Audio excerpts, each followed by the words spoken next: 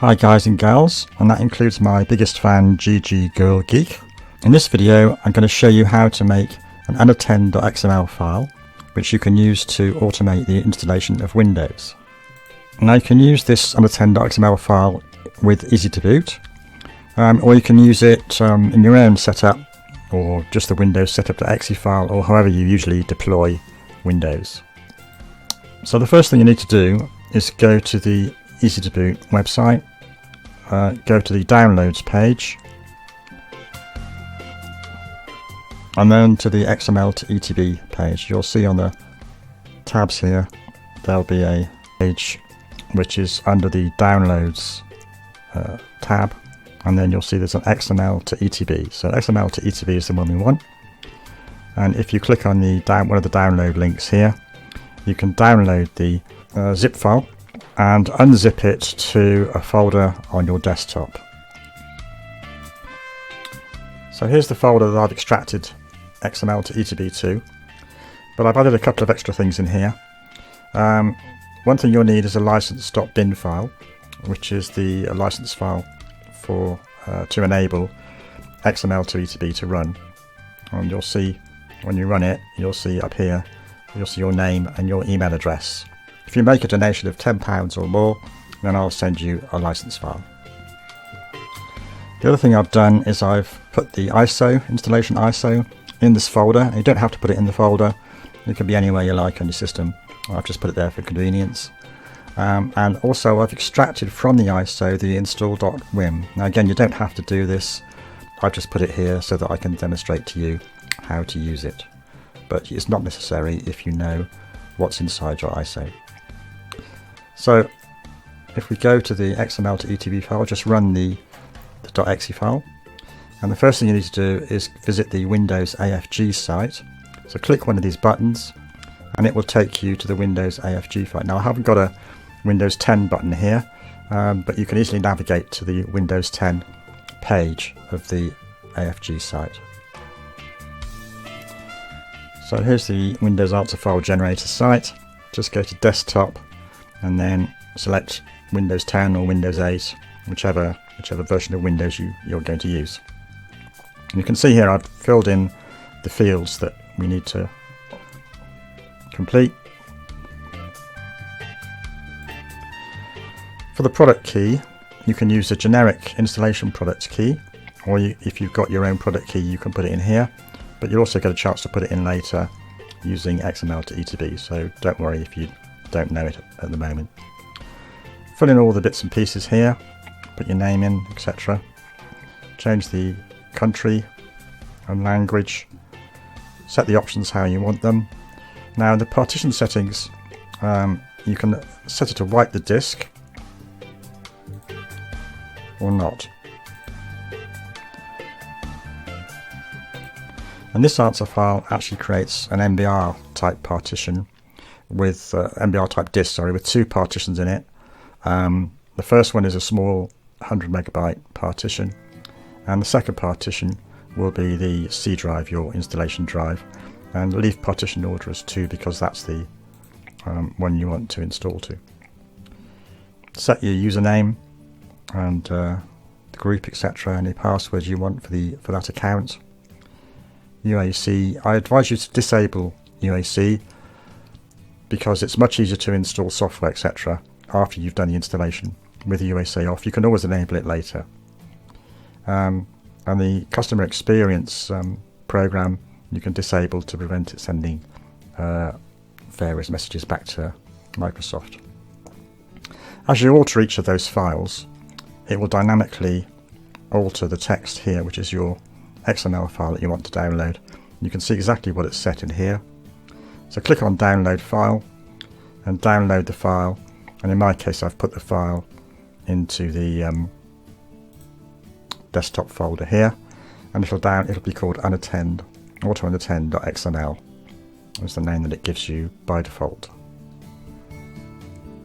So having got our Unattend.XML file, we need to load it up into this utility. So navigate to the folder where you've got it and load it up. Now I've numbered that step 2. So step 3 we need to set the WimFile image number. Now if you've only got one image in your WimFile, then you don't need to set that, but we'll set it to 1. But most Microsoft downloads contain at least Home and Pro, and maybe more. So you need to know what the image file number is. So if you click on Get-WimInfo, it'll actually tell you here what the typical retail ISO numbers are.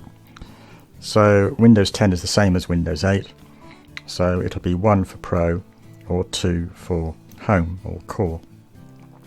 But if you want to know what your Install.wim file actually contains, click on OK, and then here's the Install.wim, which I extracted from the ISO. If you double click on here, wait a few seconds, and it'll come up with the XML file, which is inside the Install.wim file, and it tells you here that the first one is Windows 10 Pro and the second one is Windows 10 Home. And if that doesn't work for any reason, you can try running 7-zip manually and just look at the XML file, which is usually just inside the Install.wim or Install.esd file. So we'll do Pro, so we need number 1 here. Now the product key you need to set here, if you click on generic install keys, it'll take you to the Windows Answer File Generator website, where the Home Keys page, and you can see here suitable generic installation keys.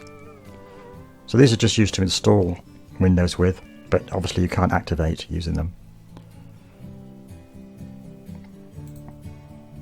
So once you've got your product key set, if you're using Easy2Boot, you need to tick this box here, because that runs the load ISO code, which will load the ISO into memory as a virtual CD, so that setup can use it.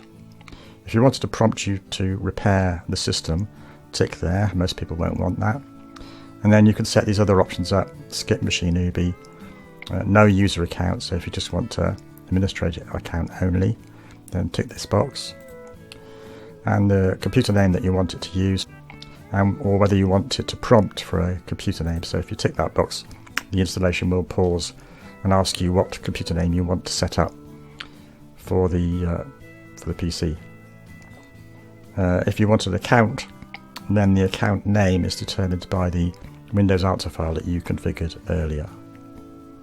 The disk is partitioned as an MBR style partition with 2 partitions, 100 megabytes, and then the size that you specify.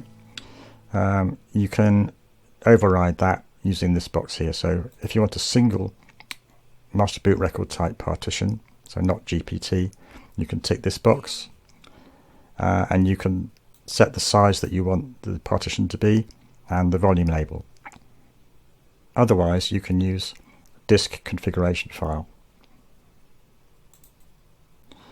Now, XML to ETB comes with quite a few disk configuration files. You can see that they're disk config, and so some are for GPT disks and some are for a virtual machine, for instance. So when you use a virtual machine with Easy2Boot, the disk 1 will be the virtual disk, disk 0 will be the USB drive, just because of the way that virtual machines need to boot off disk 0, which is your USB drive. So you might want to use, for experimenting with a virtual machine, you might want to use these disk 1 config files.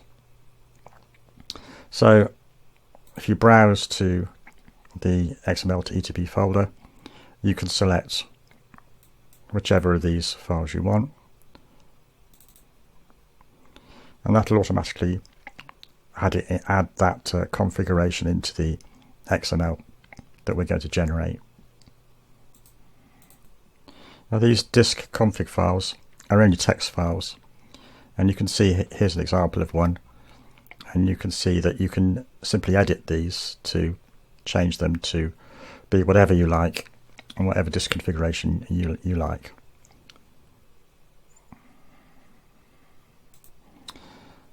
So once you've done that, you need to convert the XML file, which is shown here, convert that into the final form, and you're free to go through here and check that everything is correct.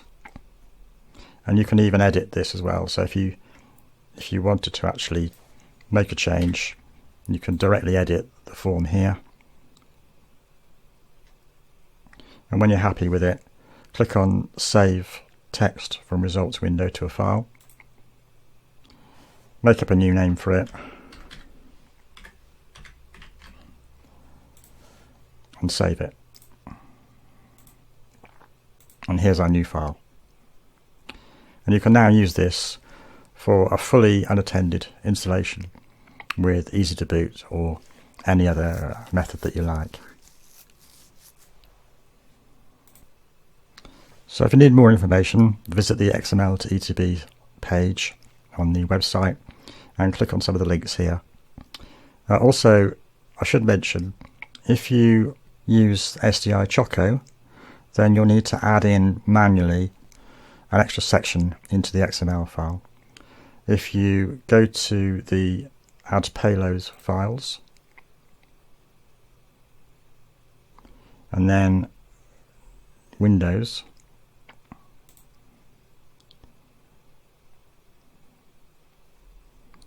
and then SDI Choco, it should be down here somewhere.